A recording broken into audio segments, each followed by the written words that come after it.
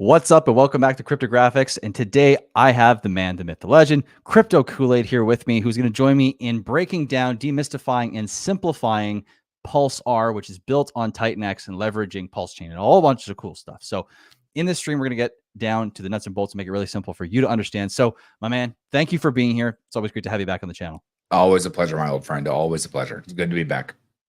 So let's get right into it. Let me ask you some simple questions here for the viewers. Let's start off at the very, very top and work our way slowly down here. So on a very, very base level, what is Pulsar? Why do people want to care about it at all?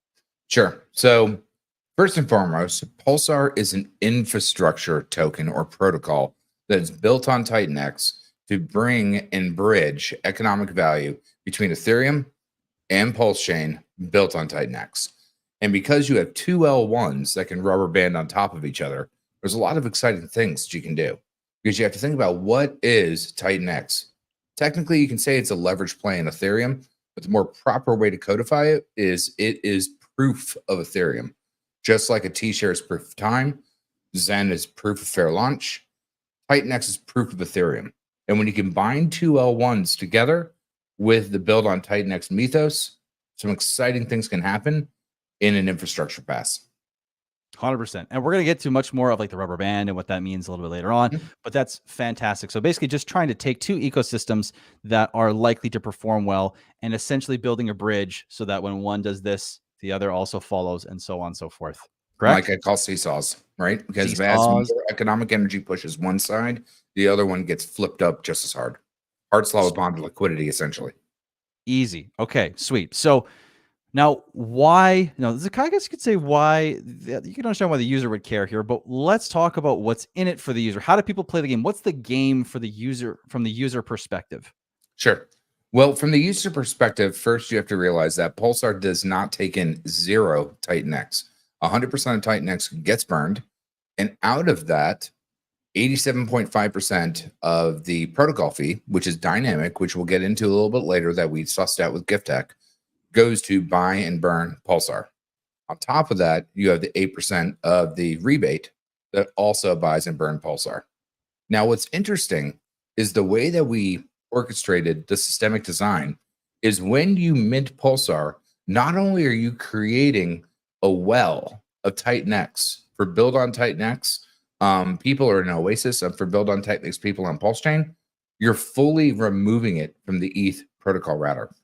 Furthermore, when you use the minting feature of minting Pulsar, all of that, well, not all of it, let's just call it 87% of that Titan X from the ETH side gets to your wallet to credit you for the burn through the Titan X protocol itself.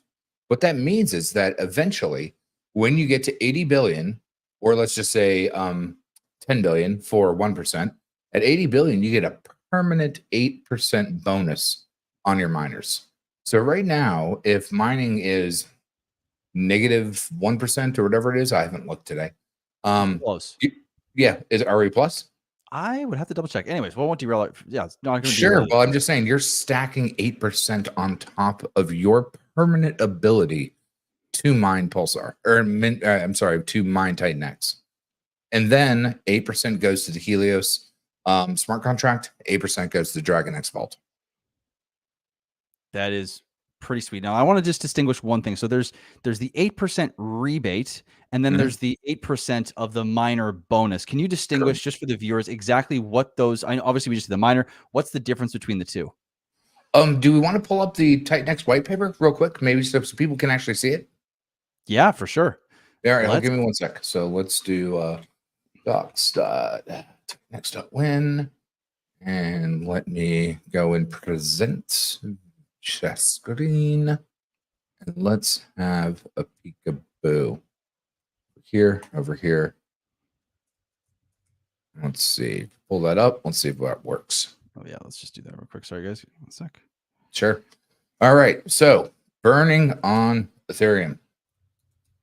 When a user burns Titan X, based on how much they burn, once they hit an eclipse of 80 billion Titan X, they permanently get an 8% burn modifier or mine modifier when they burn that amount. This is built into the Titan X protocol, right? And so as you, because again, Pulsar takes 0 Titan X for ourselves. We are an infrastructure pass to lay the runway and the highways to allow people to not just build on Titan X on Ethereum, but build on Titan X on Pulse Chain. But this is directly in the bonus burn amplifier within the Titan X protocol. Then where is it? Are you a builder? So if you go to Are You a Builder, when you burn Titan X, you get credited a rebate. We take none of that. We take that entire rebate. We use that Titan X that we get out of it to buy Pulsar and again, burn it out of existence.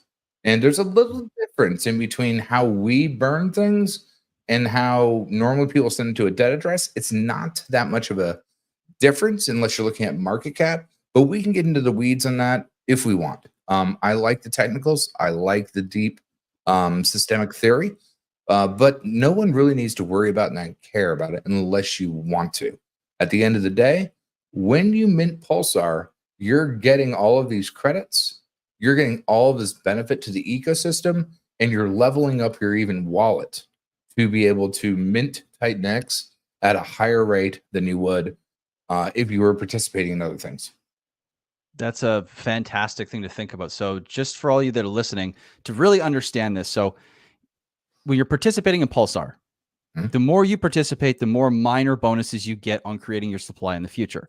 Correct. But what happens is over time, when you participate in this protocol, we're going to get into why you would want to mint Pulsar, when, and all that. But as you play the game of Pulsar, you essentially are building a position where you could essentially get more Titan X, which then can build back into making more Pulsar, which can then feed this system where you're essentially building your own bonus over time, which is a fantastic thing. Now, to go to the rebate, I think that's really great as well, where the system is essentially saying Titan X is all going back to just basically put into the system to make the system perform better and essentially build value from the ground up and remove supply constantly. So I think I did not realize that was exactly how it was. And kudos to you guys for making that. That's a fantastic way to operate for just, full steam ahead, trying to burn the crap out of Titan X.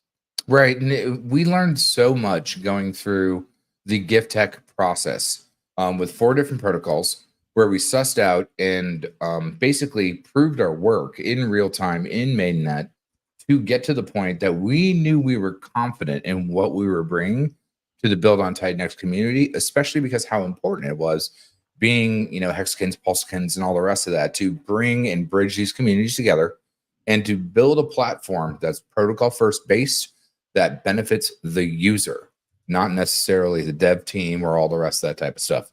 So yes, it took a long time to get there, both through sussing out simulation, not speculation. It's one of our bigger pillars, is that we want to make sure that we can prove that this is going to work rather than speculate on just if the code works.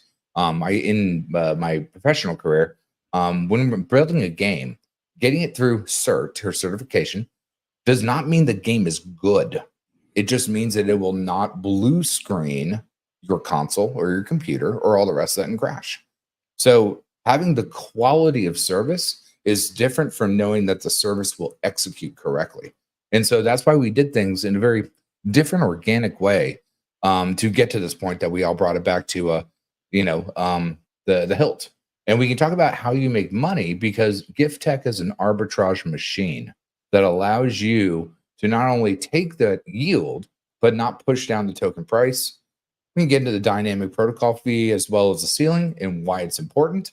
And, just go through all of those points. And we also have that in the new white paper, which we can look at and go through at the exact same time if you'd like. Yeah, I was thinking actually we could maybe even do, I'm going to bring up or if you'd like to, if you have it handy, the minting page.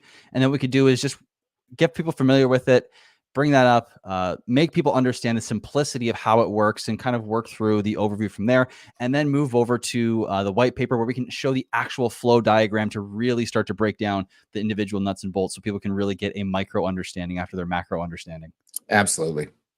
Perfect. So at the most simplistic point, I mean, you can take the example of a lot of people don't understand how a car works. They just turn on a key and it goes vroom vroom, right? Mhm. Um, there's so much stuff you can look at under the hood on why the systemic design works. But at the end of the day, you come here, you input the amount of Titan X that you'd like to put through. It will give you, again, 4-to-1 ratio, and it will tell you exactly how much ETH it's going to cost. That ETH, excuse me, is going to be the spot price of what that Titan X is. And why is that? Well, with one of our test experiments, which is GIF and PGIF, it ran up 30,000x. Now, we did not expect it to do that. And even while it was cooking hot, we're like, yo, guys, this is unobtainable and unsustainable. Like, chill. Because we hadn't sussed out on how to build a dynamic protocol fee that as the token raises in price and as it runs up, the economic energy of the buy and burn, just using the protocol itself, gives itself the wherewithal and economic energy to keep removing the supply. And that was our first experience with GIF and PGIF. From there, we went to do iBurn, where we combined two different protocols. We had EICOSA and PICOSA. If you're not familiar with the hex stuff, don't worry about it. But we were the first people to bring parity between two tokens and restart up the EX flywheel on that side. And then when we got to stable and noble, that's where we were experimenting with the dynamic protocol fee that ensured, as the token ran in many different situations, how the protocol will be able to protect and continue to buy and burn with astronomical price runs. Mm. So when you were doing the simulations, which got you to like the crazy high stuff, what was the main takeaway that you got that you applied that's now running behind the scenes for Pulsar, like the main mechanics per se? Man, there's so many things. It comes into so many different like levels of pillars, and I was the one for the team that really pushed to have pillars being done, because in my industry, you usually have, when you're building a game, between a 3 to 5 year cycle, 3 to 4 major pillars that is your economy and ecology of what you are building into the future. And so with that, where we started with permeable tokenomics, which everyone in Titan X understands, aggressive buy and burn, how it all works. You always have a beneficial whale sitting that only cares about one thing: permanently burning that token out of existence. What was interesting within that experiment is the GIF token itself was essentially a meme token, or a vanilla deployer, or a vanilla wrapper off a deployer. It wasn't made to be deconstructed like we do, which is different than being said to a dead address. Again, that's nuanced. We can get into it if people have questions about it or not. But that economic energy being smashed together to create, so creation, not inflation, that new token allows that token to not only be deleted on one side, because you're bringing in that token to be deleted, but that economic energy that was used to delete and create then has the power to remove the next evolution of that token from existence. So that was the first leg of that journey. Other pillars that we have is don't paint yourself into a boat, or don't paint yourself into a corner, no leaky boat, simulation, not speculation, and a bunch of others. And each time that we build something in real time on mainnet, we learn something new that we take back to the lab and digest what worked, what didn't work, and what was what any unexpected clauses that we gleaned through the experience. And then so many times, from a game dev point of view, you can have great ideas, but does it make it fun? Does it make it memorable? Does it make it timeless? Those things you really only know when you allow the beast into the wild. And so that's why it was paramount for us to go through these processes to kind of gather all this information to that, bring it back. And you can kind of see that with our audit that we just released, where we had a perfect audit, 100% passes on everything.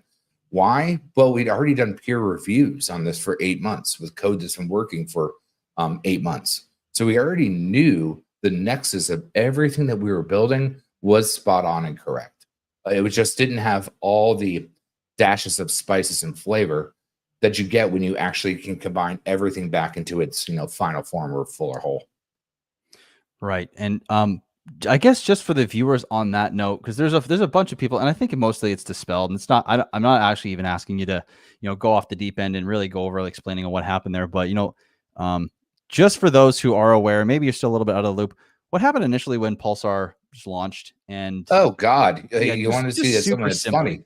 Sure. Well, let's go through that real quick, right? Yeah, I would love So, to. Pulsar what do we want? Get book.io, and let's drop it down to audit and our audit.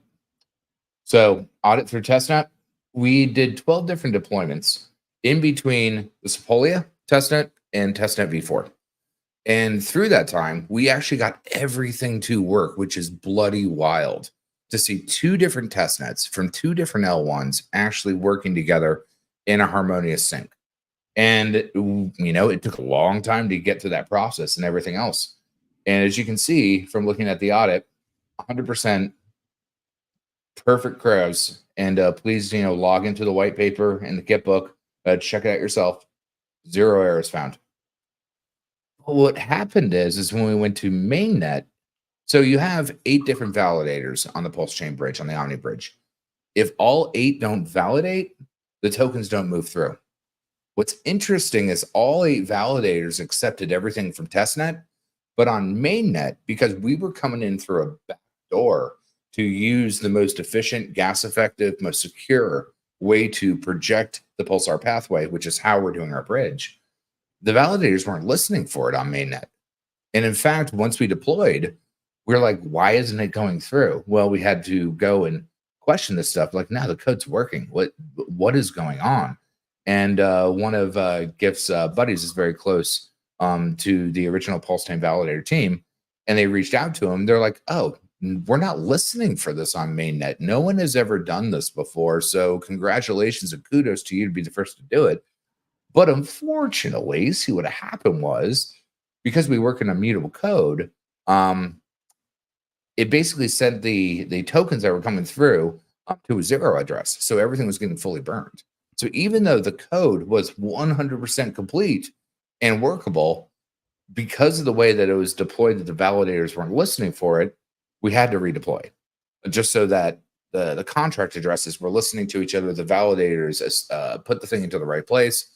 Everything well and good. GIF is going to be the person that answers that stuff much better than I can, because he's obviously knee deep in it. I'm just a simple game dev and a simple artist. But yeah, at the end of the day, the validators for the bridge were not listening for our transactions on mainnet, though it worked flawlessly on testnet. And once they realized that it was coming through, they're like, congratulations and kudos to be the first people to do this. We're listening for it now. It's never going to be a problem. Never going to happen again. But we then had to redeploy the contract addresses. So everything was, deployed with immutable code. And here's the one thing: on the other side of the Pulsar pathway, the LP pool is owned by the protocol itself. It's not owned by a user. There's no LP burned. It's actually owned by the protocol. So anything that gets bridged through the Pulsar pathway is permanently indebted into Pulse Chain, unless someone decides to, buy it up and bridge it back over. It's a permanent well or oasis for build on Titan-X developers, as well as a soft burn to get those Titan-X off the Ethereum auto routers.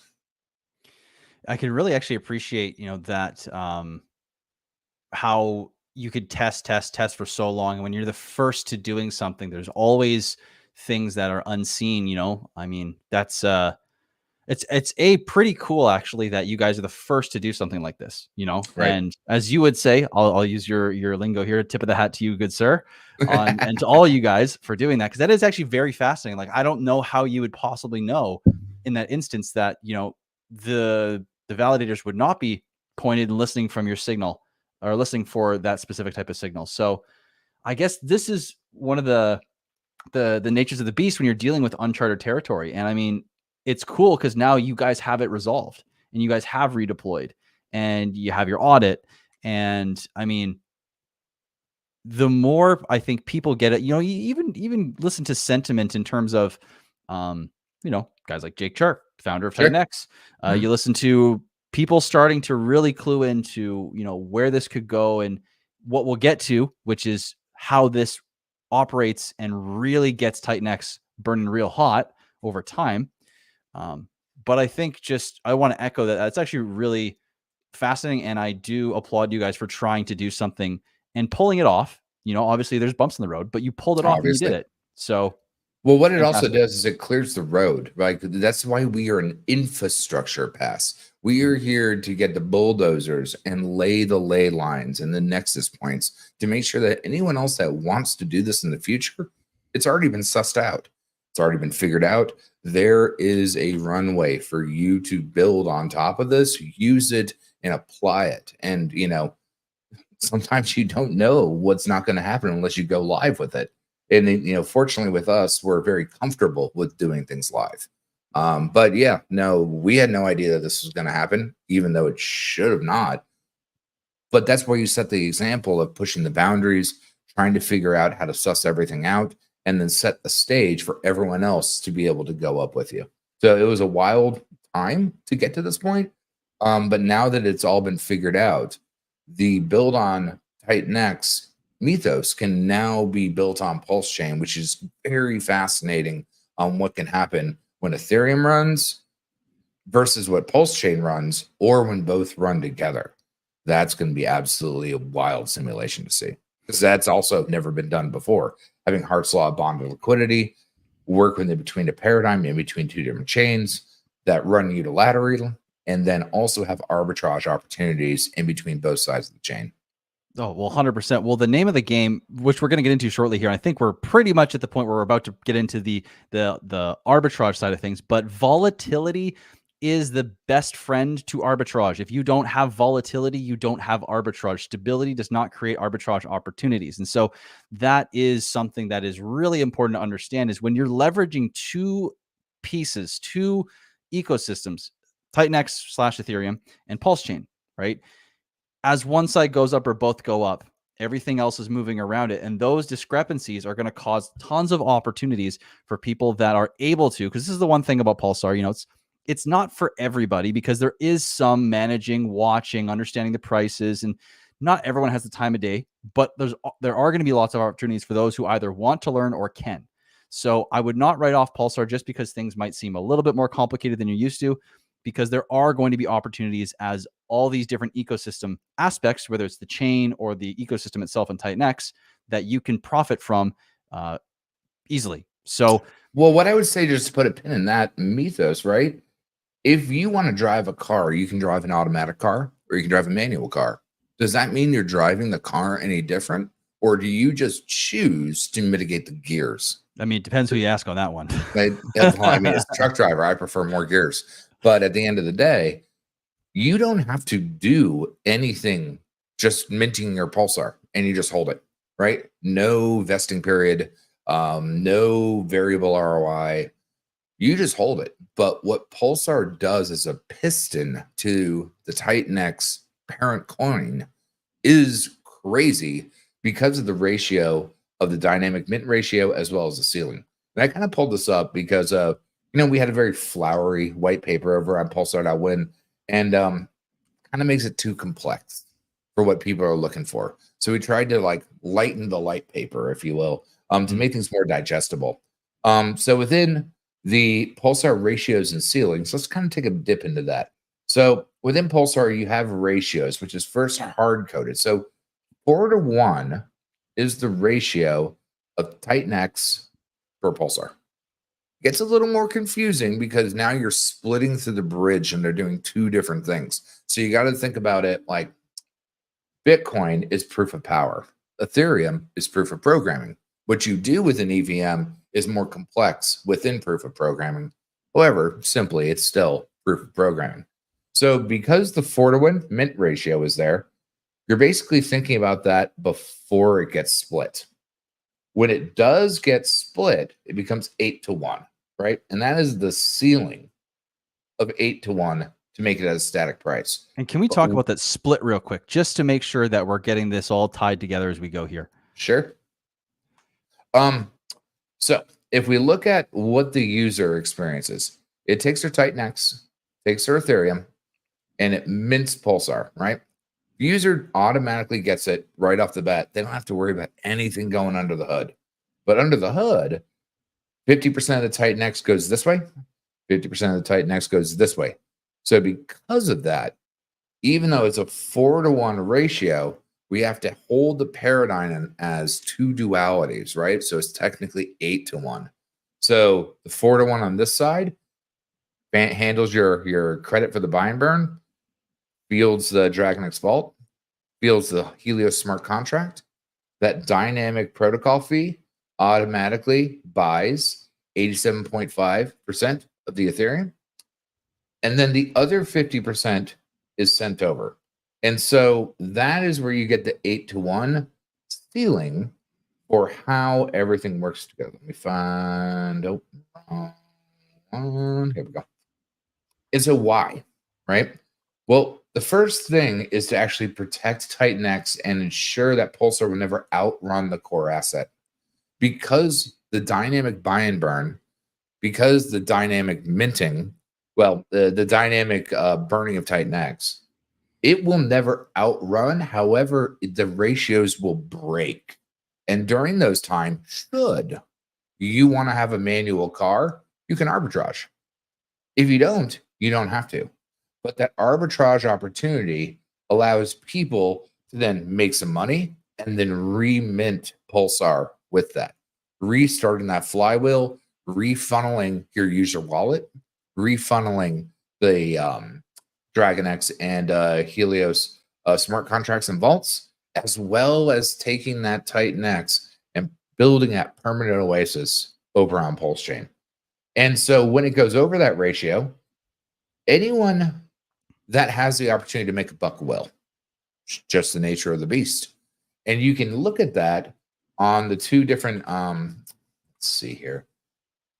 Let's have a peekaroo. What's going on right now? On to see where those ratios exist. So right now, this is 8.23. So you, even with that dip that's happening right now, could still mint an ARB there. But where is it on the other side of the chain? That's where it gets a little too confusing for maybe right now.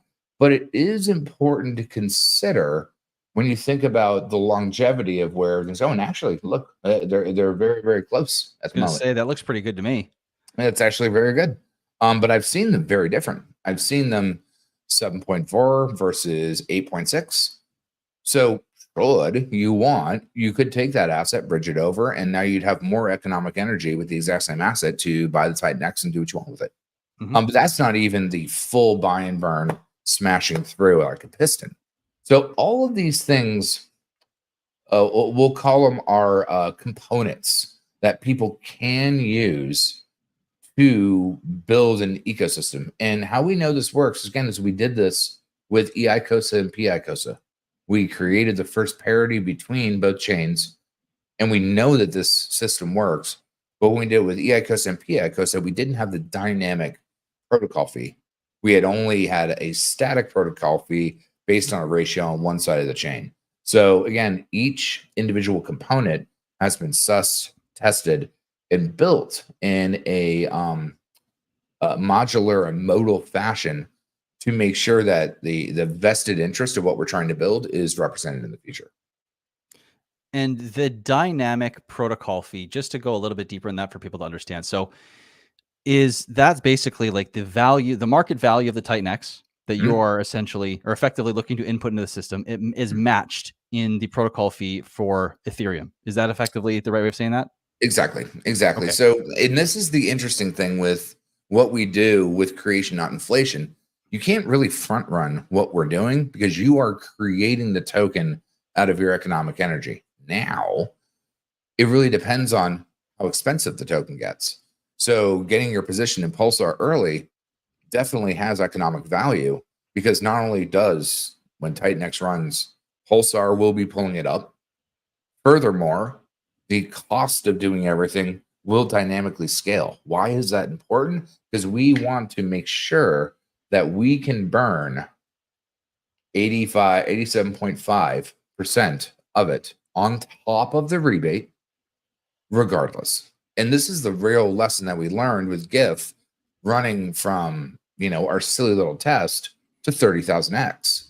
There was only a 10 pulse differential for the buy and burn. Well, that's not horrible in the beginning, but when something runs 100x, 200x, 1000x, 30,000x, 10 pulse isn't going to be able to sustain the lifeguard clause that the buy and burn is meant to be doing in permeable tokenomics.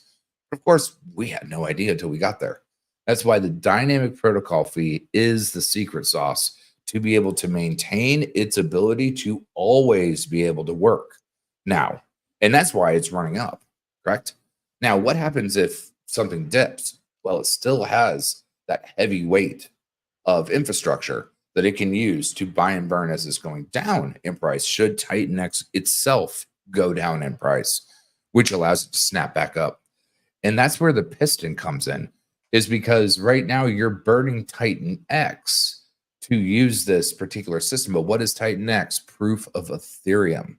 So the ETH that you're being used when TitanX dips allows us to drag it back up as it goes forward. So the more that you mint Pulsar, as eventually, let's just say a bear market comes for TitanX, the more that Pulsar can drag the protocol completely back up and give it that economic energy that was initially required to create TitanX to begin with. Again, proof of Ethereum.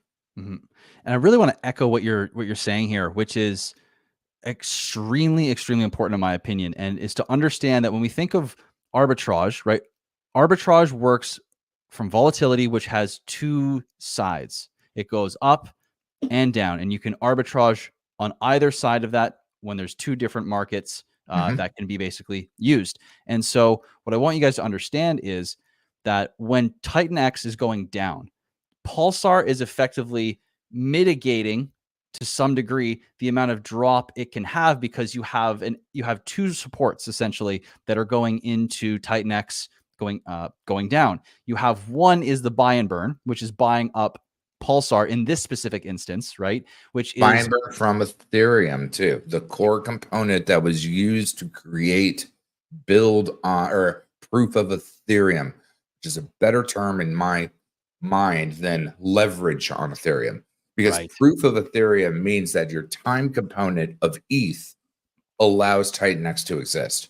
Well, this has that ETH sitting there. So when ETH runs, for example, so the L1 runs and Titan rubber bands, it can still maintain that ratio. And when it goes down, in TitanX's terms, it still has that core component that it was the master reagent, if you will, in alchemy terms, to create TitanX. So it has that ability to bring it back up. But on the arbitrage side, this is what's interesting. Because the system really wants to maintain that 8-to-1 ratio, so 8 TitanX per Pulsar, that means you can just tie your liquidity fees right within that tight range, and you're always maximizing those fees. And because you're always maximizing those fees, you're always earning yield that doesn't require you to sell down anything at all.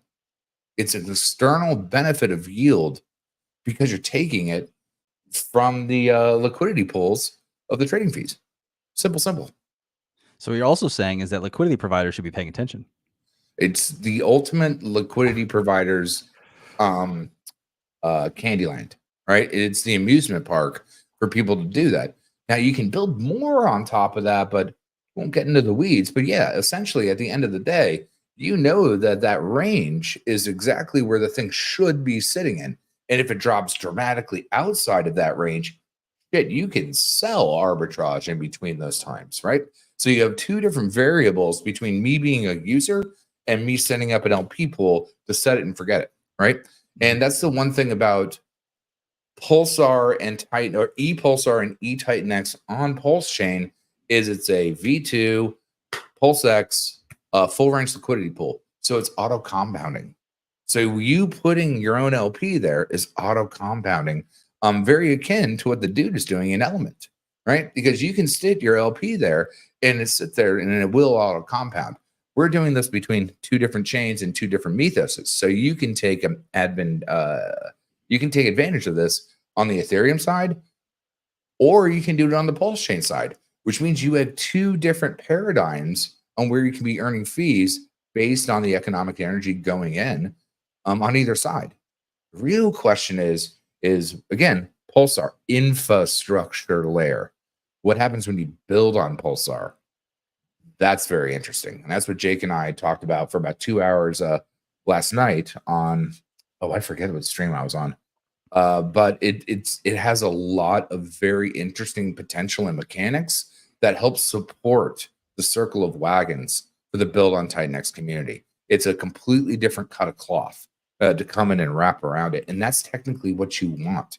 You want keystones and cornerstones consistently building up the system. So that way, one different vector of attack doesn't take down the entire, domino ray.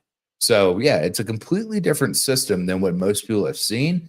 And that may be a little complex, but it really isn't that complex to the user.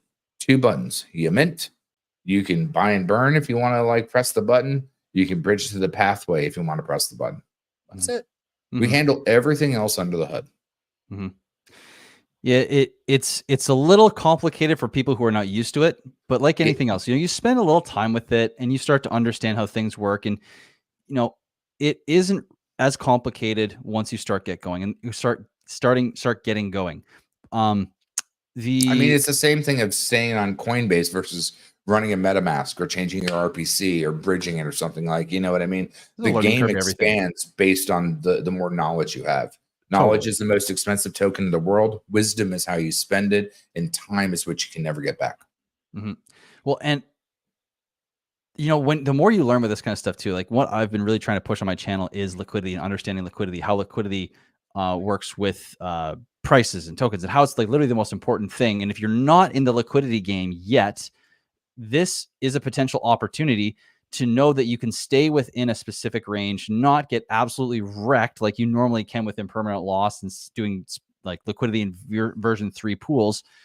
This is a great opportunity to begin to experiment and play and learn the ropes. So at a minimum, there's a but with Pulsar, if you're new to this kind of thing, if you're new to arbitrage, if you're new to liquidity providing, you can learn a lot by putting just a tiny little bit in and just starting to play around and see what happens and learn the ropes. You will be surprised what this system can teach you on many, many fronts. Absolutely. Absolutely. And we've seen it done before. That's the one difference, is that we want to do simulation, not speculation. We want to do it live. Excuse me. See what happens. And then suss out, were we correct in our speculation? Right? We don't want to speculate. We want to simulate.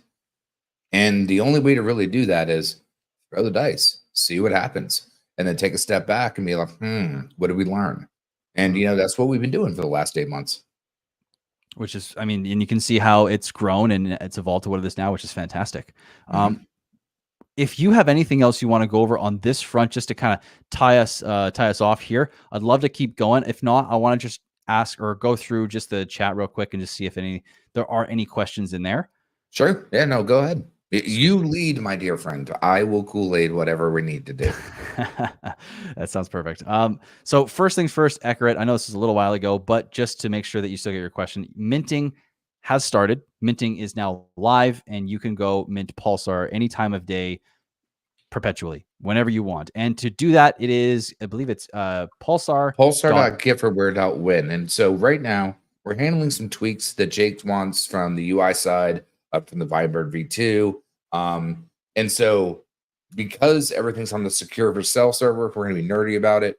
My old Pulsar.win is in a silly little domain that they're holding hostage the damn thing. So we may deploy a new front end or a new domain that you can actually mint from. So it's all within one house, which is, app.xyz.win. So we're working on that. Right now, like I said, we're working on getting everything Jake wants tied in a bow. So that way it's perfect for what he needs. But yes, right now you can go to pulsar.giftforwhere.win, access our exceptionally secure Vercel server that has all the anti-flash loan attacks and anti-sandwich attacks and all the other stuff that we've been working on to perfect the security side, so that way everything's done. And so yes, 100% you can mint right now. Also, for those that have the V0, unfortunately, we gave you a 5-day window. And the important thing why we're doing that is because we needed to decommission that smart contract so people weren't confused, arb trading in between a dead contract and a live contract and all the rest of that. So V0 is gone. We needed to remove that as fast as possible. That's why we gave you a 5-day window. I mean, the minting process was only open for 4 or 5 hours. And at that point, GIF is like, why is this stuff not going through the bridge? Oh, yeah, you had to tell the validators to be like, what's up, yo? We're here. So, do it live. So, yeah, you can definitely mint right now. We're working on our stat site to bring all the stuff that, shows all the different features and facets. Is all being done in React. So it's a little bit different than people that are doing stuff in JavaScript. So it takes a little bit more time. And, GIF is a one-man team that he has the best mentors in the industry, but he is a one-man team. So it's taking, the amount of time that you expect one person to do stuff, creating unique and from scratch. So, yeah. Yeah, it sounds pretty reasonable to expect that it's a slow but precise process, which is what it is, man. You guys are doing awesome work, and we can wait for whatever comes next. So, well, I mean, you can I see got that from the patience. audit, right? Perfect audit, but it took us a long time to get to that particular point, right? Rather than rushing. We don't want to rush. In fact, we highly advise rushing in any sense of the word, because if you're rushing, you're not taking the time to look at the simulations for what you need. But yes, minting is open. And here's the thing, the more that is minted, the thicker the liquidity pools run, the more that you're building that vestige or that well over on one side. Here's another thing. I don't know if we covered it earlier. When you unmint your Titanix, if you go to app.titanix.win, do a 280-day mint, it doesn't look to see if you had burned Titanix to the end of that mint. So that means you could be queuing something up now, but it's 280 days, 3/4 of a year, something like that. Something like that. Yeah. Yeah. Close enough. I'm not a maths person. I'm an artist person and a designer. But at the end of the day, you can be burning Pulsar that entire time that your miners, if you mine 2 days, since we're going into hyperdeflationary supply, all that Pulsar that you mint will be credited as that bonus to your account when you unmint your Titanix, right? It's a retro aspect of the process. So it's not going to check to see if you had burned Titanix till you go and unmint your miner on app.titanix.win. I actually didn't know that. That's actually cool. I did not know what the timing process was, but that's fascinating. Pretty cool.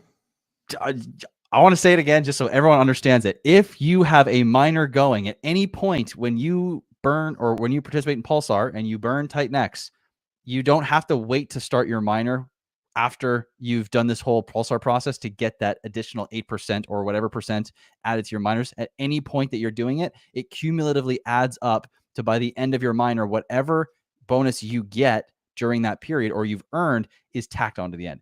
Absolutely. And to talk about what Shaka has here, Pulsar is going to be the core component of the rebranding and the evolution of PGIF into GIF tech.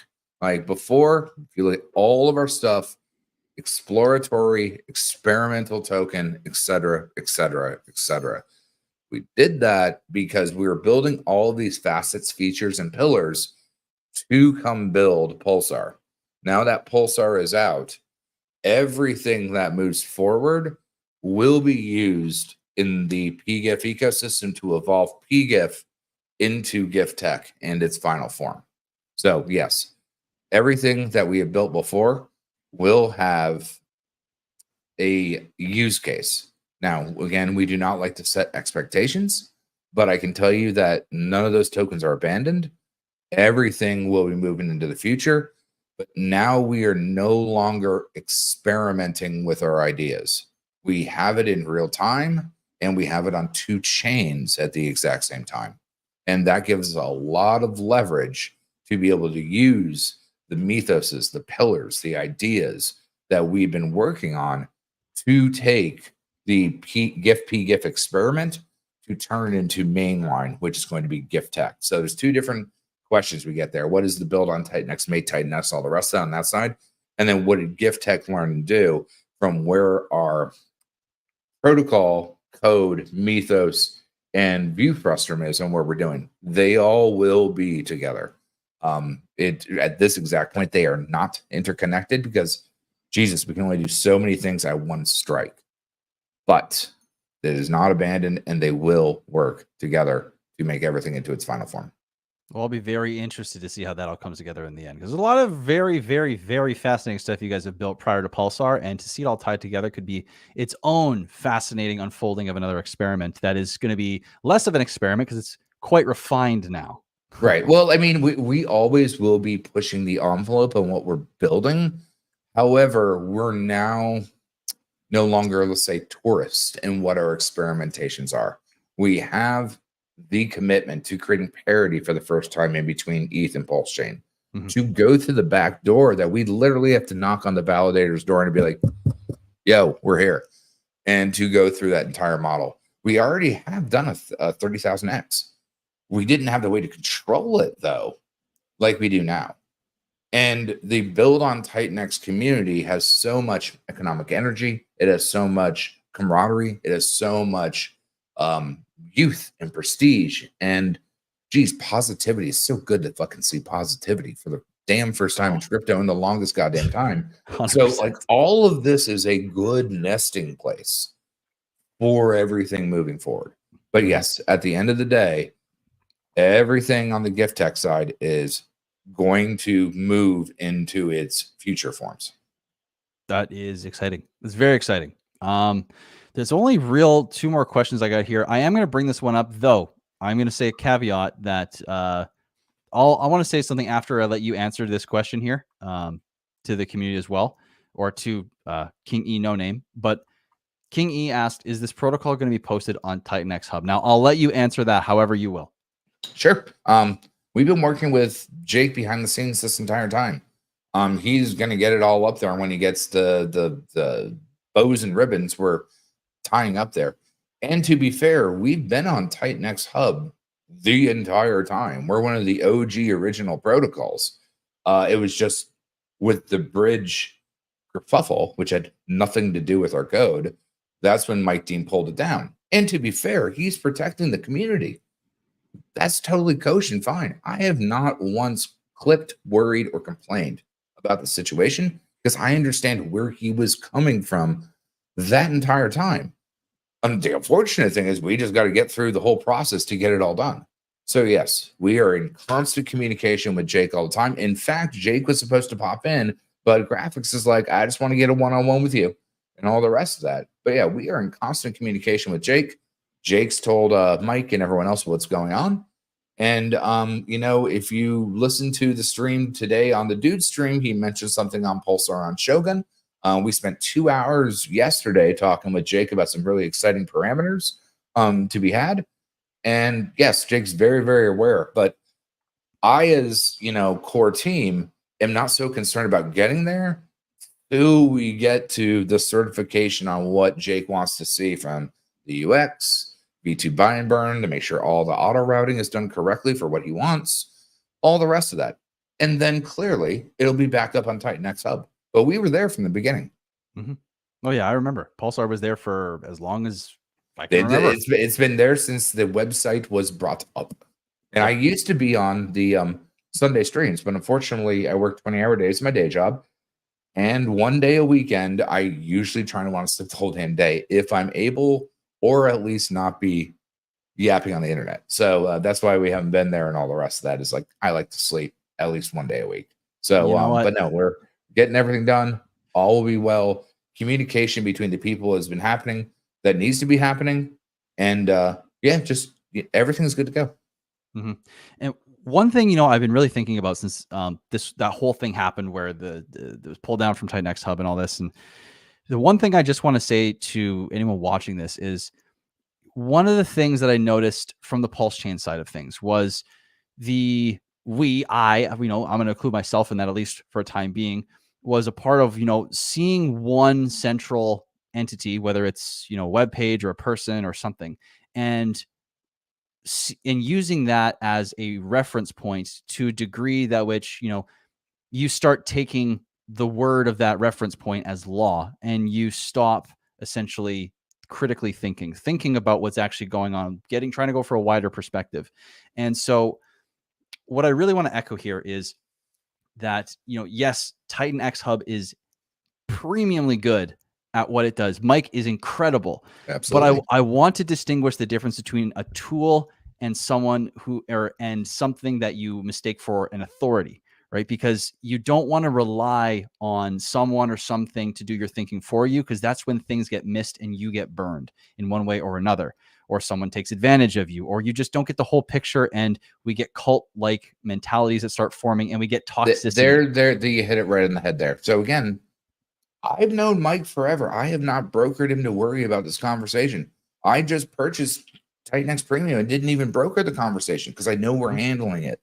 In film, you call it fix it in post. In game dev, you call it ship it. I know we're shipping it. I know we're fixing it in post. I'm not worried about having that conversation. However, tribalism and maximalism on negativity is a dangerous paradigm. But from our team's point of view, we have not had any negativity or worry about what Mike Dean did. He did it to protect the community, which is fair and fine, because I understand what certification means working on $100 million projects for the last 18 years in the gaming industry. Never even blipped as a worry on my radar. It's the other people that are blipping the worry. Exactly. So, like, at the end of the day, I'm in communicate with Jake.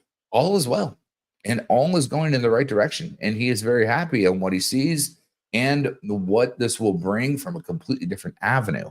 So, as the small little parameters, again, the code is perfect. This is small little stuff like the website's stat stuff in React versus JS, small stuff. But from the code's point of view, and in GiftTech, code is law, it is flawless. 100% audit. Can't beat that. And it's all going to be good. But just like I said, give us a little bit of time to get those small little bells and whistles put in, because we are not an inflation-based token. We are a creation, not inflation token, which means there's no need to front run, right? When you decide to interact with the protocol, you can. But the protocol is a protocol first mentality to benefit only Titan X before anything else. The users in Titan X reap all the rewards of Pulsar. That's why it's infrastructure, right? Completely different than ROIs that can change, or staking for vested amount of time, or XYZ, MNNLP. And those are fair and fine. Those are good cuts of meat. But what we are is an infrastructure pass that allows that runway to be built for future other creative ideas to be built on Titan X, both on the Ethereum side, as well as setting that bedrock to do it on Pulse Chain. 100%. And just to reiterate quickly as well, and to what you're saying, and to be clear of what I'm saying, is the same. This is to the community. This isn't anything about Mike Dean. This isn't anything about any specific person. This is just a general thing that I've seen and witnessed that I really, really, really don't want to happen to the Titan X community, which has plagued other communities 100. from having this overly maximalist about one framework and sticking to this thing, right? And it doesn't allow for the nuance of life and the nuance of just making things, creating, being part of a community, working with people, right? And so I only am saying this just as a word of caution, and that's all I hope to do for all the community as a whole, not to anyone particularly. And then that's the one thing that I've seen in my time in crypto, or let's take it out of crypto, my time in game dev. Game dev, spending, God, it takes 5 years to make a game and 2.5 years for the studio to be shut down while you're going through those 5 years. And to have someone across the street yipping at you as a consumer, not an investor, you're a consumer, it is different just to let the people work and all the rest of that. And you get into this tribalistic and negative mindset. However, always think for yourself. The hardest thing about do your own research is you have no idea what to research. You don't know what you don't know, right? But Always going into shooting first, asking questions later is not going to harbor the most important component of Titan X, and that is build on Titan X. That is work together, shield and sphere, as a phalanx to actually circle the wagons to make DeFi for all fun, profitable, and a community that welcomes. Binding communities together is what we do at Gift Tech. And technically, Titan X is the best example of showcasing that if people come together and build together, it does phenomenal things, right? It's when you get siloed into throwing rocks at glass houses that things become a problem. But again, I have not once said one bad word about Mike Dean or Titan X Hub. In fact, I paid for the premium package. I know where we're going and I know what we're doing. And I know that he was just protecting his community. And that is fair. And that is fine. And it speaks to the quality of the people that we have in this community when someone's willing to not know what's happening, but to shut down their services or shut down what they're doing to make sure that they protect the community to get clarity. I mean, you know, that speaks to the quality of the people in this ecosystem. Everyone cares. Everyone wants to protect the community, which is, it is so nice actually to be a part of a group of people that all care that much about one another. So sure. And for all the other people that and again, I've been missing for a long time. A, I work 20 hours a day building game dev stuff, and B, we're building on the protocol stuff out. All sorts of work. But every founder, I'm very, very good friends with, and we've been bullshitting in back ribs now for over a year. So yeah, it's, I guess, to the newer people that don't know me from back in the day, I'm an unknown. But for those that do know, you know, Bad Sports and all the Blaze team and, you know, everyone else, the dude is absolutely bloody awesome. Same thing with Shadow over at Ouroboros, like all great bloody people. And we've been behind the scenes bullshitting for a year. It's just, I don't like main chats. They're exhausting, especially when you're manning your own main chats than to be in other people's. Telegram is the necessary evil of life, but is it ever? It's a lot to manage, and it's a lot to manage when you have other things going on. 100% it is. It's very exhausting. But on that note, man, I don't think I have anything from a simplistic or general angle to go through with Pulsar. I think we nailed absolutely everything. We nailed the front end. We nailed how it works. We nailed the arbitrage. We talked about the back end and how it's flowing. We even talked about the future and how that might work. I do think I like this spot to possibly end, unless you have anything else you want to bring up and go through. I think the more times, because this is such a new way to handle protocol deployment, different systemic design mechanics, though these have been sussed out, proven, and have done very well, that just people need to hear about it some more times. And again, engage, hop on, stream with us, you know, do all these things where we can work you through different examples on how they work, or go back in history. You know, if you really want to learn where we came from, what we do, RH Max on the Pulse Chain streaming side has tinyurl.com/learn permable. I'll drop it in the chat right here. Please do. And that's, God, what, 40, 50 hours of streams of everything that we came from. Hold on one second. TinyURL. And shout out to Richard Hart Max on there. RH Max. You are, if you're watching this, my man, you're a beast and you make awesome stuff. So everyone should go be subscribed to RH Max. Yeah, definitely. So if you go to that YouTube playlist, it has all the different experiments that break down all the complexities. If that's the kind of person that you are, that you really want to get into the weeds, see where it came from, and kind of see how all the alchemy was created together, we have the history there for you to learn. If you're new and you don't want to do that, just ask questions. Just come talk to us. If you really don't care, you don't have to. You can just mint Pulsar, bing dong, you're done. And you're good. And you're not only going to be benefiting the entire ecosystem, you're going to be having a gem that's going to be pushing like a heavy piston Titan X through the entire ecosystem. And then the real question is, what happens when people build protocols, which I know several that are already talking about doing on Pulsar, including Jake's talking about it himself. So that piston right now is Spot Titan X, Spot Dynamic Protocol fee. As Titan gets more expensive, acquiring that Pulsar is going to be harder. But each time that you do use the mint button, you're creating that permanent oasis on one side.